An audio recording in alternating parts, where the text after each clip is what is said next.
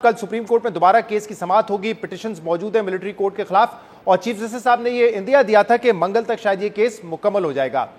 इस पर हुकूमत ने एक मौक़िफ़ ले लिया है कि अगर सुप्रीम कोर्ट मिलिट्री कोर्ट्स के खिलाफ कोई फैसला देती है तो अमल दरामद करना मुश्किल हो जाएगा। और राना सनाउल्लाह साहब ने कहा है क्योंकि 2 जजेस ये कह चुके हैं कि बेंच गैर कानूनी है, इसलिए उसके फैसले को मानना मुश्किल हो जाएगा, जैसे 14 मई को पंजाब में इलेक्शंस का केस था। तो आपको लगता है कि ये मंतक हुकूमत की दुरुस्त है कि ये बेंच गैर कानूनी है, और क्या ये मुमकिन है कि कोर्ट फैसला दे और हुकूमत ना माने? मुमकिन तो ये क्लियरली है। ये तो हमारा आई थिंक एक पिछला तो कुछ प्रेसिडेंट देखें तो ये मुमकिन तो है कि ऑर्डर्स जो है उनकी इम्प्लीमेंटेशन ना हो।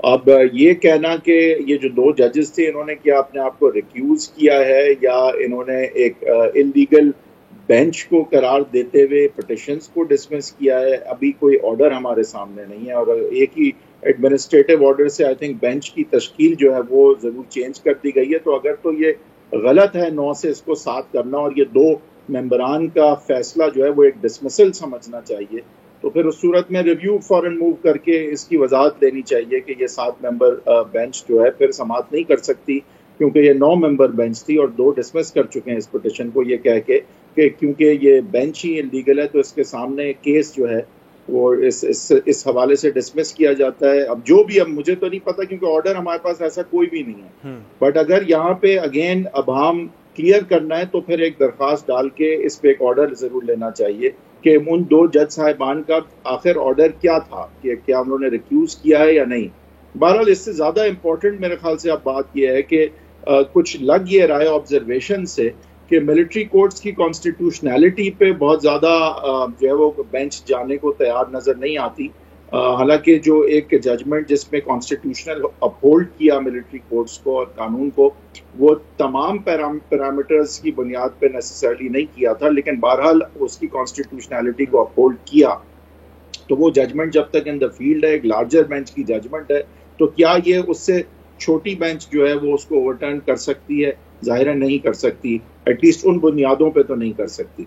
और मिलिट्री कोर्ट्स के हवाले से फिर ये बात रह जाती है कि सिविलियंस कब ट्राई हो सकते हैं मिलिट्री कोर्ट्स में, क्या उनकी कोलैबोरेशन मिलिट्री एलिमेंट्स के साथ ज़रूरी होगी ये उनके ट्रायल के लिए, क्या उनकी ऑफिशियल सीक्रेट्स एक्ट में जो वायलेशंस हैं, एस्पियोनाज है या कोई और कोलैबोरेशन कंस्पिरेसी है, वो दिखाना पहले ज़रूरी होगी। क्या एटीसी कोर्ट्स में जब ये ट्रांसफर किया जाता है तो जाहिर है कि फिर उनको कोजेंट रीजंस दे के रीजनेबलनेस के साथ ट्रांसफर करना होगा कि ये मेरे सामने शवाहिद हैं जो दिखाते हैं तो कि बेसिकली आप ये कह रहे हैं कि आपको मामला जो है वो इस जो 1952 का एक्ट है उसके स्कोप पे जाता हुआ नजर आ रहा है कि उसका स्कोप क्या होना चाहिए और क्या होगा? नहीं, मेरे ख्याल से वो इस पे जाता हुआ मुझे ज्यादा नजर आ रहा है कि उसकी इम्प्लीमेंटेशन सही हो, सही और इस तरह से हो कि आईनी तकाजे भी पूरे हों, और इस तरह रीड किया जाए एक्ट को कि वो आइन के पैरामीटर्स के अंदर उसको तस्वर किया जाए और बुनियादें उसकी हिलाने ना हिलाने की तरफ बेंच मुझे जाती नजर नहीं आ रही अभी तक। कबल वक्त है ऑब्वियसली, दूसरी साइड ने तो अभी आर्ग्यू भी नहीं। जो काजी फाइज ईसा साहब ने नुक्ता उठाया था और जस्टिस तारिक मसूद साहब ने उठाया था वो ये था कि प्रैक्टिस एंड प्रोसीजर बिल जो है,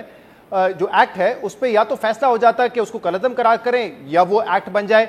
स्टे ऑर्डर दिया हुआ है वो उनकी नज़र में गलत है। अब इस बात में तो वजन है, लेकिन दूसरी तरफ जो दूसरे तमाम जजेस हैं वो तो हेयरिंग कर रहे हैं। Practice and procedure bill pay stay होने के बाद उस पर अमल दरामद रुक चुका है, लेकिन बाकी जजेस जो हैं वो बेंचेस का हिस्सा तो बन रहे हैं। ये बात भी तो बड़ी अहम है। देखें, अब तो ये 7 जजेस सुन ही रहे हैं केस, तो मेरे ख्याल से जो है ये इस पे तो मेरा नहीं ख्याल अब कोई अवाम है कि ये 7 जजेस तो अब सुन के जो भी फैसला है वो करेंगे। मुझे ये नज़र आता है कि ज़्यादा चांस यही है कि वो अमल दरामद जिस तरह से आर्मी एक्ट का है उस पे ज़्यादा तवज्जो होगी।